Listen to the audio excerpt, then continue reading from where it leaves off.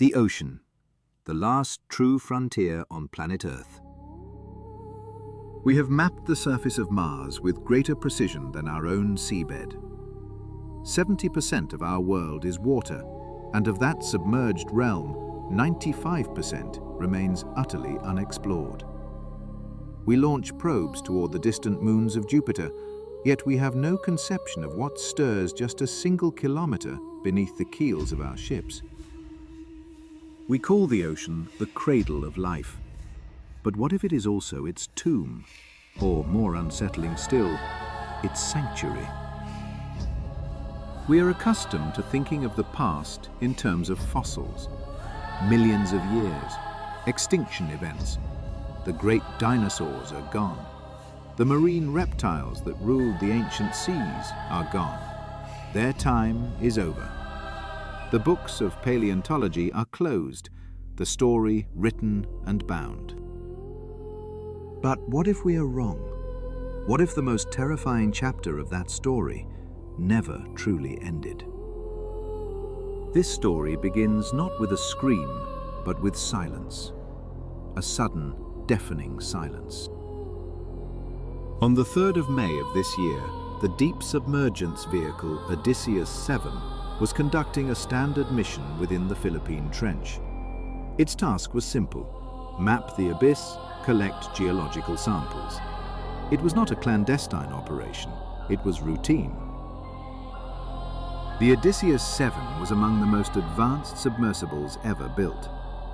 A titanium hull engineered to withstand pressures that would flatten a battle tank. It was tethered to its mothership, the Helios, by a reinforced fiber optic cable, streaming high-definition video and telemetry across the miles of crushing dark. At 1643 hours Greenwich Mean Time, the Odysseus 7 was operating at a depth of 6,800 meters. Aboard the Helios, its operators watched an alien landscape of silt and bizarre rock formations scroll across their monitors. And then the feed went black. There was no distress call, no system failure warning. The cable, rated to endure tons of strain, had simply parted, as if it were cleanly cut. Chaos erupted on the Helios. To lose a $40 million vehicle is a disaster, but to lose it this way was impossible. The crew initiated emergency protocols. For hours, they scanned the surface, praying the submersible had jettisoned its ballast and ascended. Nothing. They swept the depths with sonar. Nothing. The multi-ton machine had vanished, as if it had never been. For 2 weeks, the world followed the recovery effort. It yielded nothing. The Odysseus 7 was officially declared lost. A tragedy, a catastrophic technical failure. The ocean, the official report concluded, had simply won. But in secure data centers, far from the press cameras, analysts worked to piece together the final data packet, a fragmented burst of information transmitted a millisecond before the silence. Most of it was corrupted, a cascade of white noise and static. The final message from the abyss was not a signal of distress, but an echo of pure, unintelligible power. It is in these moments of technological failure, when our most sophisticated tools are rendered mute, that we are truly humbled. The ocean does not give up its secrets easily. Sometimes it simply takes ours, leaving behind only a profound and terrifying silence, a final, unwritten chapter in the story of a world we thought we knew. Of the entire mission, only a single fragment survived. It was not a video recording, it was an audio file captured by the vehicle's hydrophone. 2 seconds. 2 seconds of absolute abyssal terror. First, a low-frequency rumble. Then, a sound that no engineer, no geologist could ever identify. It was not the shriek of tearing metal, It was not the groan of a hull collapsing under pressure. It was a wet, organic, crushing sound, the signature of monstrous force breaking something unyieldingly hard. And immediately following it, the whip-crack severance of the cable. But that was not the most terrifying part. The most terrifying part was the final frame from the sonar. The vessel's sonar had been operating in a 360-degree survey mode. 1 second before contact was lost, it registered an object that had no reason to be there. It was closing on the vehicle at an inconceivable speed. Computer analysis confirmed it was not a submarine, not a geological formation. The program applied a single tag, biological. When operators fed the data into a modeling program to estimate its size, the system returned an error. They ran it again an error. The data was impossible. According to that final sonar ping, the object's length was 23 meters, the size of a mature blue whale. But it was not a whale. The shape was wrong. It was elongated. The largest great white measures 6 meters. The whale shark, a harmless, slow-moving filter feeder. This object moved with the velocity of a torpedo. The incident was classified. The official cause of loss was listed as catastrophic equipment failure under extreme environmental pressure. The sonar file and the 2-second audio clip were buried in an archive, filed under a single sterile heading, Anomaly. The world moved on, but some did not forget. For most, sea monsters are the stuff of sailors' yarns, krakens, leviathans, the fantasies of minds lost to the sea. But what if they are not fantasies? What if these myths are merely the distorted echoes of genuine encounter? The data leaked. It found its way to a small, independent group of researchers, individuals the academic community dismisses as eccentrics, who believe the ocean conceals something ancient. They began to connect the dots, and what they uncovered would chill the blood of even the most hardened skeptic. The first dot, the year 1997. The United States National Oceanic and Atmospheric Administration records one of the loudest underwater sounds in history. A relic of the Cold War, a secret network of hydrophones laid across the Pacific floor to track Soviet submarines suddenly awakes. They give the sound a name, the bloop. It was a sound of incredible power, detected by 2 separate microphones over 5,000 kilometers apart.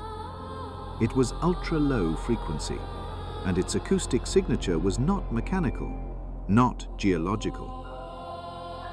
It was organic, it was alive, a signature of life on a scale our world was not prepared to comprehend.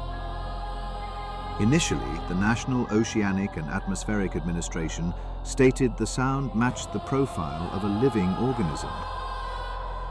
But there was a problem. To produce such a sound, the creature would have to be colossal, several times larger than a blue whale, the largest animal on the planet. Later, under public pressure, NOAA amended its story. They claimed it was likely an ice quake, the sound of a massive iceberg calving near the coast of Antarctica. A convenient explanation. Yet many experts disagreed. The acoustic profile of the bloop did not resemble the sharp crack of ice. It was complex. It modulated in frequency. It was less a fracture and more of a roar.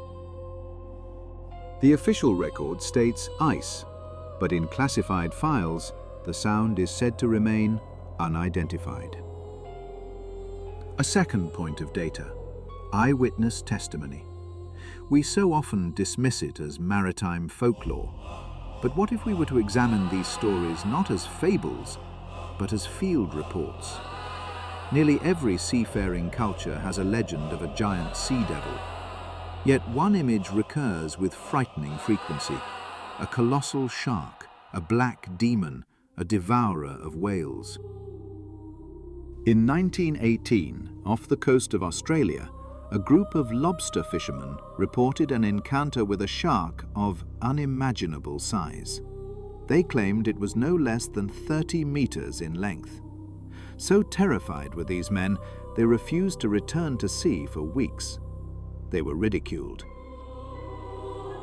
In 1954, the Australian vessel Rachel Cohen returned to port after a storm bearing heavy damage. When she was placed in dry dock, workers discovered something shocking embedded in her hull: 17 gigantic teeth. They formed a semicircle nearly 2 meters in diameter. No analysis was ever performed. The captain simply pulled them free and kept them as souvenirs. They were later lost. 2 meters, the diameter of a bite. The largest great white shark's is barely half a meter. Folklore, rumors, unconfirmed data, all of it is easily dismissed, until a third point emerges, the most critical.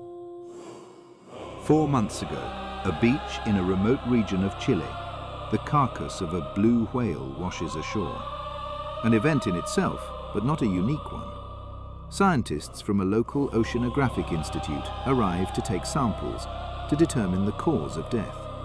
They expect to find evidence of a ship strike or entanglement in fishing nets. They find something else entirely. The whale was nearly torn in half, but this was not the work of a ship's propeller. These were bite marks. Monstrous, ragged wounds. But one bite was clean.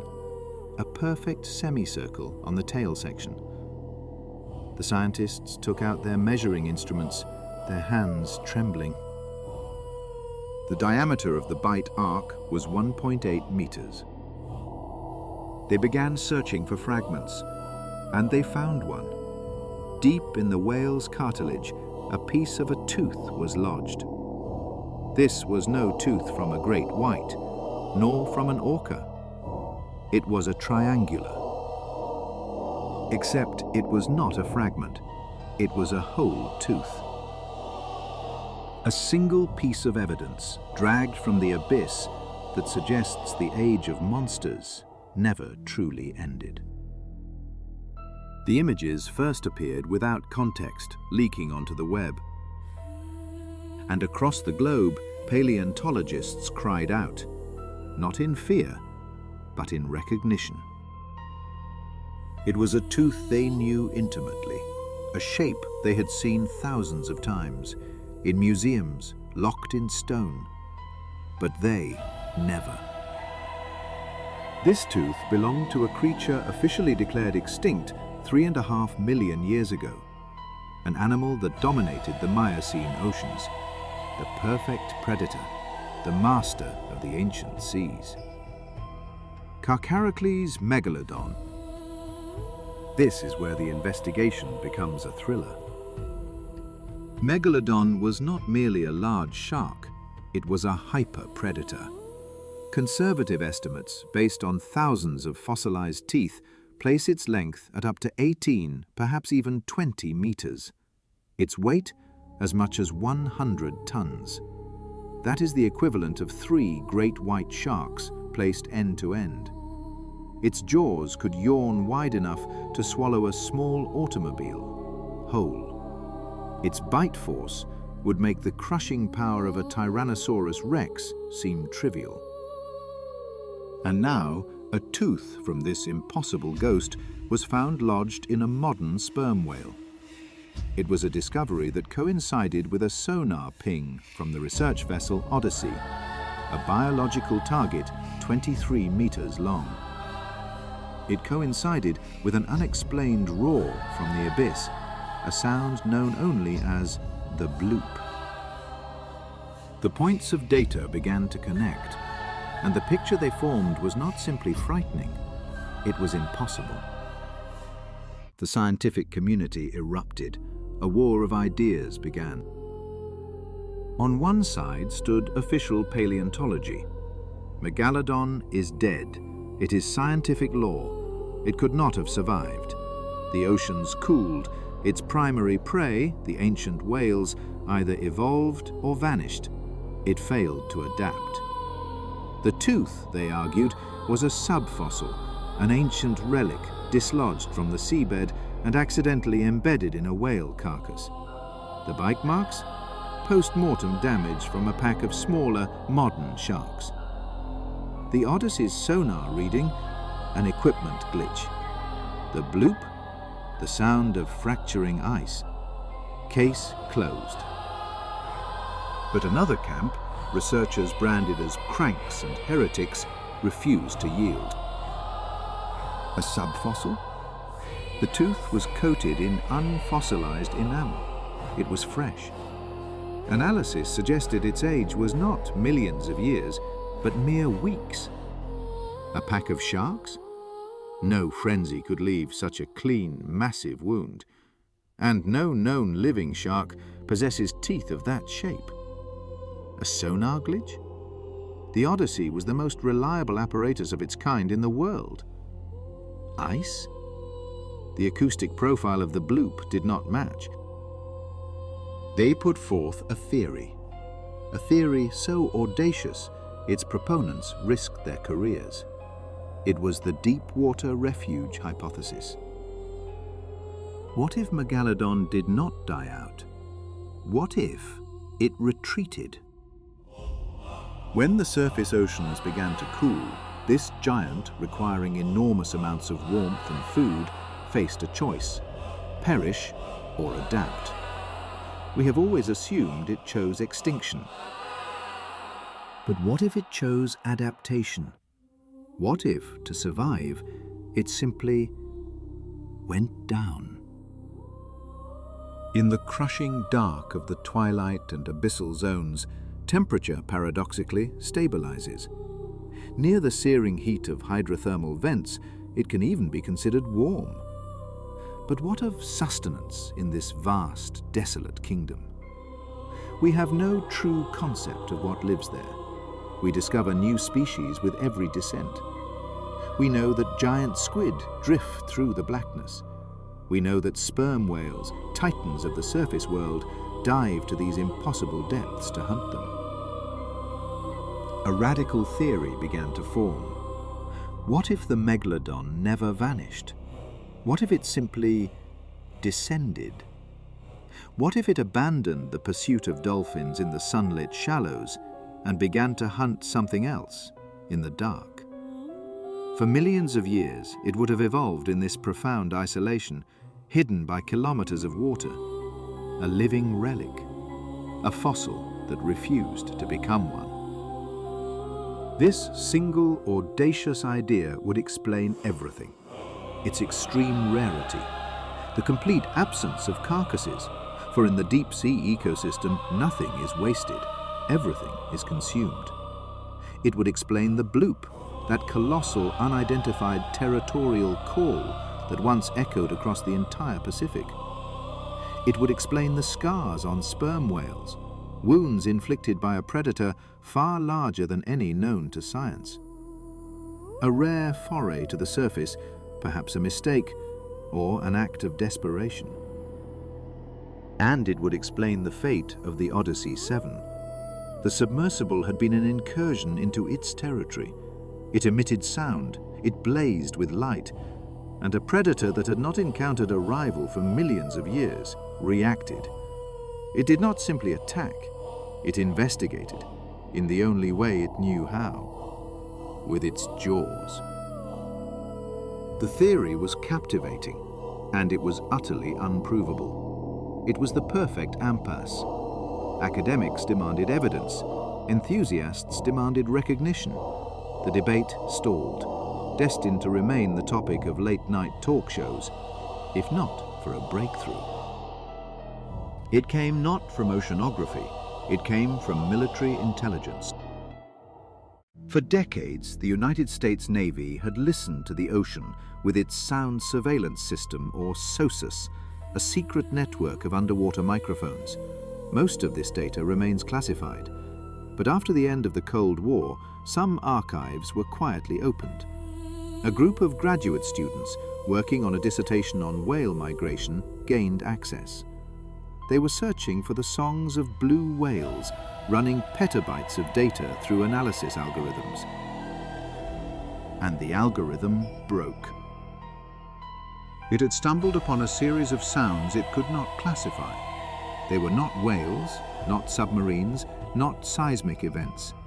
They were biological signals of an impossibly low frequency. But most importantly, they were not random. They formed routes. When the algorithm plotted them on a map, they revealed migration paths, paths used by no animal known to science. These routes connected the deepest points on the planet: the Mariana Trench, the Kermadec Trench, the Philippine Trench, the very place the Odyssey was lost. These beings, whatever they were, traveled from one hadal abyss to another. They used the crushing depths as we use highways. They were there all along, not right under our noses, but far, far beneath our keels. When graduate students cross-reference the migration routes with the date and location of the Odysseus disappearance, a chilling realization dawned. 3 days before the catastrophe, one of those pathways had become anomalously active.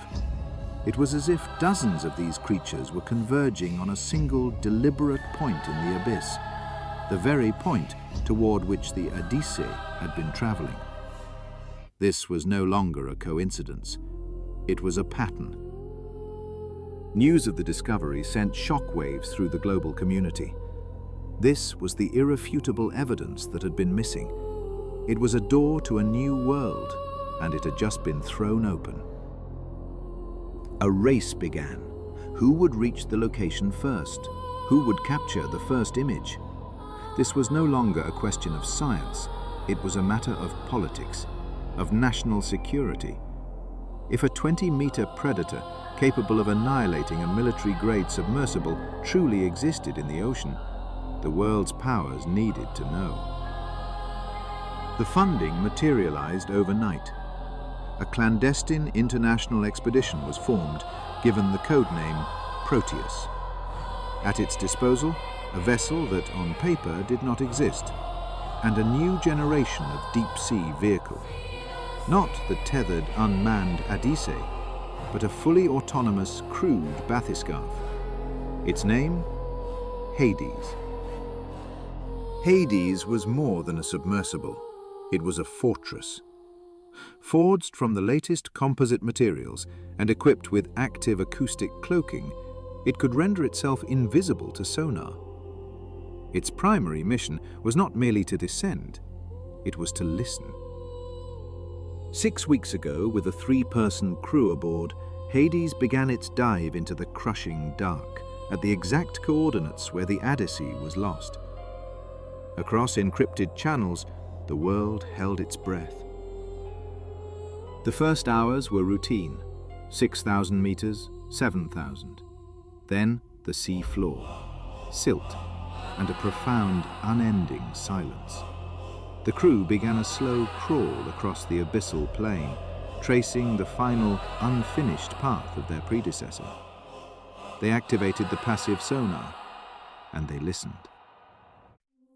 For 2 days there was nothing, only the low rumble of distant tectonic activity. The psychological pressure was immense. 3 human beings suspended in a titanium sphere, surrounded by miles of water and absolute blackness. They were on the verge of aborting the mission. And then it happened. Mission Commander Dr. Eva Rostova would later describe it in her official report. First, we felt it. We didn't hear it.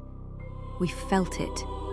A low-frequency vibration resonated through the entire hull, as if the engine of some colossal ship was turning over beside us. But we were on the bottom of the ocean. There are no ships here. The acoustics officer scanned his instruments. "Ma'am, We have contact. Something large. A signal had appeared on the passive sonar display. It was faint, barely discernible, but it was there. And it was everywhere. "It's not approaching," the officer said, his voice trembling. "It's all around us." "Engage the floodlights," Rostova commanded. "Full power." Beams of light, engineered to pierce a kilometer of water, stabbed into the void. They revealed nothing. Only the ghostly drift of marine snow. "There's nothing there. The sensor is malfunctioning." The acoustics officer whispered, his eyes fixed on the screen. "The sensor isn't malfunctioning. It's just too close." It was beyond the field of focus. Then the submersible was struck. Hard. As if shoved by an invisible giant. Emergency alarms blared through the cabin. What was that? It had made contact. It had touched the hull. Commander Rostova stared into the viewport. Only darkness stared back. And then, within that darkness, something eclipsed the light of their own flood lamps. A shadow. No, not a shadow. It was an absence of light. A colossal shape that passed directly overhead. It was so vast, the crew perceived it less as a living thing and more as a shift in the undersea landscape. As if a mountain had just drifted by. "Sonar," Rostova commanded. "Give me the data." The numbers materialized on the screen. Length, 28 meters. Speed, 15 knots. Distance, 4 meters. It hadn't just passed them.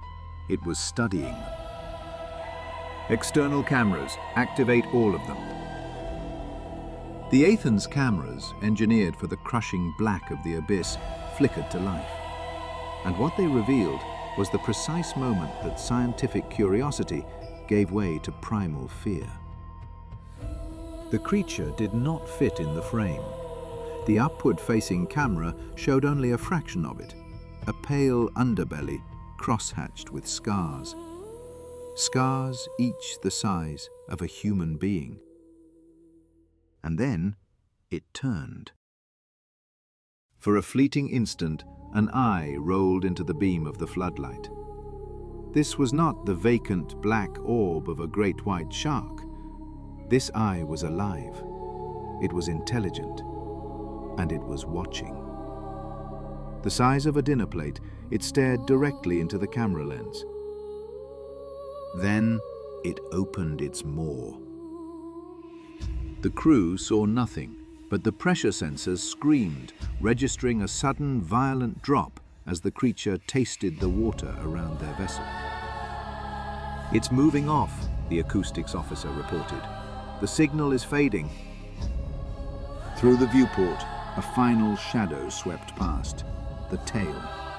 A klexed once, a single, effortless stroke that threw the Aethon with such force the crew was pinned to their seats. And then, silence. It was gone. The crew sat in stunned silence, suspended in the dark, 7,000 meters beneath the surface. They had just looked into the eyes of a creature that should not exist, a living myth, an apex predator that had ruled the oceans millions of years before the first of their kind had ever walked the earth. "Bring us up," Rostova finally said, her voice steady. "Now." The report from Mission Proteus changed everything. It was no longer a theory, it was a fact.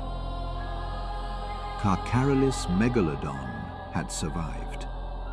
It lives still in the deepest and darkest corners of our world. And here the true dread begins.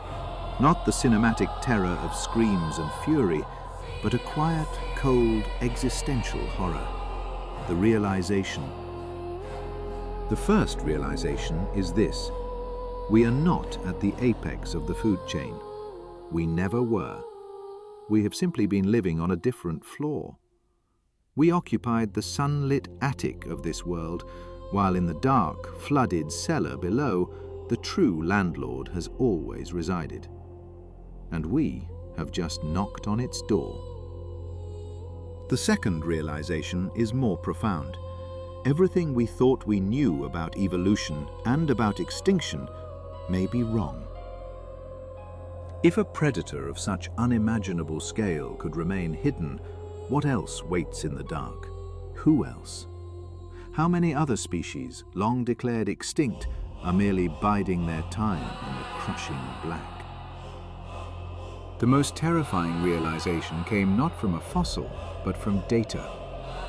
It emerged when scientists analyzed telemetry from the IDA deep-sea probe and cross-referenced it with oceanic warming patterns. The question was no longer if it could survive, but how. The answer lay in a world of profound stability, a sanctuary warmed by hydrothermal vents, oases of heat in the abyssal cold, a constant source of sustenance in the form of colossal squid, and perhaps other leviathans yet unknown to science. For millions of years, this delicate equilibrium held, their world and ours separated by miles of frigid, lightless water. But we have broken that balance. Climate change is not a phenomenon confined to our world of air and light. We warm the surface, and the currents carry that alien heat down, deep into the abyss. We are changing the temperature of their home, a sanctuary that is becoming uninhabitable. And when an animal's home is destroyed, it seeks a new one. The bite mark on a sperm whale off the coast of Chile. The catastrophic loss of the submersible Odysseus Seven. This was not curiosity, it was aggression. Over the last 10 years, its migration routes have been shifting, slowly, inexorably, upward. The horror gripping the scientific community is not that Megalodon exists, it is the chilling understanding of why we are seeing it now. After millions of years in isolation, it is rising. As the ocean warms, its ancient hunting grounds are changing, forcing it to seek the prey of its past, the great whales that travel near the surface. And what else occupies the surface? Our ships, our oil rigs, our coastlines. We did not discover a living fossil. We have awakened a primordial god, and it is hungry. Officially, the mission yielded no conclusive results. The data was dismissed as anomalous. The footage from the ADA camera, an optical illusion. The tooth from Chile, a contaminated sample. The entire event was buried, hidden away. Perhaps because the truth is too vast, too devastating for our economy, our worldview, our fragile sense of importance. To admit that a predator exists, capable of shearing through the hull of a submarine, is to admit that we do not control this planet. But the facts are stubborn things. The wreck of the Odysseus Seven still rests on the seabed, its final data packet capturing the unmistakable sound of crushing titanium. The whale was bitten by something that should not exist, and 3 human beings in the Aida bathyscaphe saw an eye. An eye that stared back from a darkness 3 million years old. We thought we were the masters of the world, living on a thin film of water and land. But beneath us lies the abyss, and the abyss is watching. This is not the greatest discovery in the history of biology. It is a warning. What truly lies dormant in the unfathomable dark? In the crushing pressures of the abyss, far beyond the reach of our light and knowledge, a silent presence waits. It is a world governed by its own ancient laws, a repository for secrets the surface has long forgotten. The question that echoes in the void is not merely what is concealed there. The vital question is, what will transpire when it finally stirs from its slumber? What will happen on the day it decides to ascend, to breach the surface and meet our world? Its emergence will not be a simple discovery, but a fundamental reckoning, an event that could redefine our understanding of life, of history, and of our own place within the vast, indifferent cosmos. Perhaps the greatest mystery is not what waits in the deep, but whether humanity is prepared to face the truth it will bring into the light.